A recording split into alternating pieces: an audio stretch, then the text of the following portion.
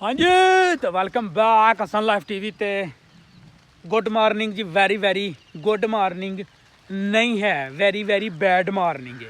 Bad morning किस तरह भी कि कनकां पक्कियां ने ते उत्तों अल्लाह दी रहमत बरसन डई है। रहमत नहीं है, जहमत ही कह सकते हो कि भाजी असी अगे गल कर रहे हैं कि बदल नहीं आना चाहिए है, क्योंकि कनकां शनकां सारियां खलोतियां ने ते बदल पूरी अपनी आबो ताब दे नाल जिहड़ा ना वो बदल लैना स्टार्ट हो गया वे। ते चेक करो बहुत ज़्यादा बदल ते बड़ी तेज़ी दे नाल जिहड़ा बदल है वो लह रहा वे। ते असी उत्थे झट बह गए हाँ, जिहदी वजह तो बदल जिहड़ा ना वो बड़ी ही तेज़ी दे नाल स्टार्ट हो गया वे। ते अल्लाह माफ़ करे, अल्लाह माफ़ करके कनकां जिहड़ियां ने ना वो बिल्कुल इस टाइम तैयार खलोतियां ने। बदल की बिल्कुल भी लोड़ नहीं है कनकां नूं लोड़ है चंगी कराकेदार धुप की, जिहड़ी कि बिल्कुल भी नहीं लभ रही है। क्यों हाफिज़ साहब की कहना चाहोगे, इस टाइम बदल की लोड़ है वे? बिल्कुल नहीं जी, अल्लाह ताला खैफियत रखे ते जिन्ना को वस गया बस इन्ना को इस तो अगे ना जाए। हाँ कि मौसम जो दसिया जा रहा पूरी दिहाड़ी बारिश का ही है। हाँ ये दो इस टाइम 40% चांस हैं, 2-3 बजे के नाल ना चंगे भले चांस ने, कोई तकरीबन 95% चांस ने। तुहानू यह व्यू विखाइए, चेक करो किड्डी तेज़ी दे नाल जिहड़ा बदल है वो लै रहा। पता नहीं कैमरे की अख जिहड़ी वो तुहानू वहान डई है सही नज़ारा कि नहीं। बहरहाल बदल बड़ी तेज़ी दे नाल जिहड़ा ना वो लैन डिया वे ते मौसम सोहना वे ते बदल हुंदा ते अल्लाह दी रहमत है, पर इस टाइम जिहड़ा ना वो जहमत बन के लैन डिया वे। ਉਹਦਾ रीज़न ये वे कि कनकां खलोतियां ने, कनकां नूं बिल्कुल भी लोड़ नहीं है बदल दी, जिहड़ा कि बदल पूरे भारां दे नाल आबो ताब दे नाल जिहड़ा ना ओह बदल लै रहा वे।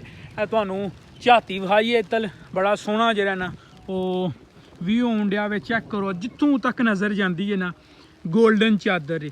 ये गोल्डन चादर जिहड़ी है ना ये एक मैसेज वे कि कनक पूरे भारां दे नाल जवान हो गई है, हुण सिर्फ वड्डन दी देर है। ते ये तां ही वड्डी जाएगी जे ते होएगा को बदल थोड़ा जिहा आसरा कराएगा, को धुप शुप निकलेगी तो फिर आवाज देखो बदल भाजी बहुत ही तेज़ है।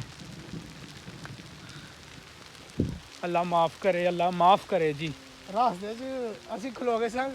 ਅਕਸਰ ਲੋਕਾਂ ਨੂੰ ਸਵੇਰ ਸੈਰ ਕਰਨਾ ਸਾਨੂੰ ਪੈਟਰੋਲ ਦੇ ਪ੍ਰਾਈਸ ਦਾ ਨਹੀਂ ਸੀ ਪਤਾ ਤੇ ਪੈਟਰੋਲ ਦੀ ਪ੍ਰਾਈਸ ਦਾ ਪਤਾ ਲੱਗਾ ਭਾਜੀ, ਜਿਹਨੂੰ ਵੀ ਪਤਾ ਲੱਗਾ ਨਾ ਉਹਨੇ ਆਪਣੇ ਆਪਣੇ ਹਿਸਾਬ ਦੇ ਨਾਲ ਨਾ ਗੌਰਮੈਂਟ ਨੂੰ ਹਰਾਜੇ ਤਕਸੀਮ ਪੇਸ਼ ਕੀਤਾ ਭਾਜੀ। ਜਿਹਨੂੰ ਵੀ ਪਤਾ ਲੱਗਾ। ਸਾਡੇ ਸੈਰ ਕਰਦਿਆਂ ਸਾਨੂੰ ਕੋ ਤਕਰੀਬਨ 7 ਬੰਦੇ ਲੱਭੇ ਨੇ ਤੇ 7 ਬੰਦਿਆਂ ਹੀ ਜਿਹੜਾ ਨਾ ਉਹਨਾਂ ਨੂੰ ਕਿਤੋਂ ਨਾ ਕਿਤੋਂ ਪਤਾ ਲੱਗਾ ਵੇ। ਤੇ ਫਿਰ ਉੱਥੇ ਆਪਣਾ ਛੋਟੀ ਜੀ ਬੈਠਕ ਹੋ ਗਈ ਆ ਪੁੱਲ ਦੇ ਉੱਤੇ ਤੇ ਫਿਰ ਹਰ ਇੱਕ ਨੇ ਨਾ ਆਪਣੀ ਜਿਹੜਾ ਨਾ ਉਹ ਰਾਏ ਦਿੱਤੀ ਤੇ ਆਪਣੇ ਲਫਾਜ਼ਾਂ ਦੇ ਵਿੱਚ ਨਾ ਸਾਡੀ ਆਲਾ ਗੌਰਮੈਂਟ ਨੂੰ ਜਿਹੜਾ ਨਾ ਉਹ ਇਹਰਾਜੇ ਤਕਸੀਮ ਹੀ ਪੇਸ਼ ਕੀਤਾ ਹੋਇਆ ਭਾਜੀ। ਤੇ ਬੱਦਲ ਤੇਜ਼ ਹੈ, ਅੱਲਾ ਮਾफ़ करे, ਅੱਲਾ ਮਾफ़ करे। ਦੁਆ ਕਰੋ ਕਿ ਬੱਦਲ ਨਾ ਲਵੇ ਭਾਜੀ।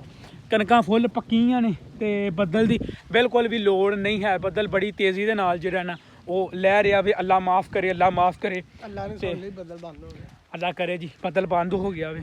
ਅੱਲਾ ਕਰੇ ਹੁਣ ਬੱਦਲ ਨਾ ਲਵੇ, ਇੰਨੇ 'ਚ ਹੀ ਅੱਲਾ ਪਾਕ ਮਾफ़ੀ ਦੇ ਦੇਵੇ। ਕਿਉਂਕਿ ਆ ਚੈੱਕ ਕਰੋ ਕਣਕਾਂ ਬਹੁਤ ਹੀ ਜਿਹੜਾ ਨਾ ਉਹ ਪੱਕੀਆਂ ਨੇ, ਬਿਲਕੁਲ ਕਣਕਾਂ ਜਵਾਨ ਨੇ, ਬਸ ਹੁਣ ਵੱਢਣ ਤੇ ਨੇ, ਸਿਰੇ ਤੇ ਨੇ।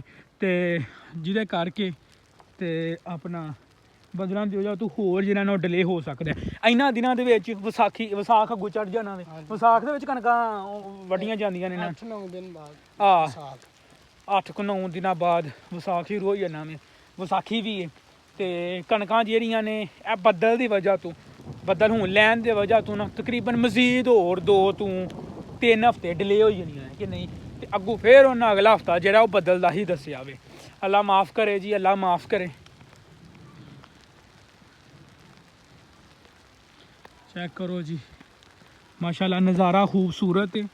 बहरहाल ਬੱਦਲ ਦੀ ਵਜ੍ਹਾ ਤੋਂ ਇਹ ਨਜ਼ਾਰਾ ਖੌਫਨਾਕ ਜਿਹੜਾ ਨਾ ਉਹ ਹੋ ਰਿਹਾ ਵੇ। ਕਣਕਾਂ ਨੂੰ ਵੇਖੀਏ ਤੇ ਤੁਸੀਂ ਵੀਰੋ ਚੈਨਲ ਨੂੰ ਸਬਸਕ੍ਰਾਈਬ ਕਰ ਲਵੋ ਤੇ YouTube ਤੇ ਜਾ ਕੇ ਪਲੀਜ਼ ਜ਼ਰੂਰ ਸਬਸਕ੍ਰਾਈਬ ਕਰਿਓ। ਮਿਲਨੇ ਆ ਤੁਹਾਨੂੰ ਇਨਸ਼ਾਅੱਲਾ ਨੈਕਸਟ ਵਲੌਗ ਦੇ ਵਿੱਚ। ਉਹਦਾ ਰੀਜ਼ਨ ਇਹ ਵੇ ਕਿ ਬੱਦਲ ਹੋ ਗਿਆ ਵੇ ਫੁੱਲ ਤੇਜ਼ ਤੇ ਸਾਨੂੰ ਜਿਹੜਾ ਨਾ ਉਹ ਨੱਸਣਾ ਪੈਣਾ ਵੇ ਘਰ ਵੱਲ ਬੜੀ ਤੇਜ਼ੀ ਦੇ ਨਾਲ। ਰੱਬ ਰੱਖ।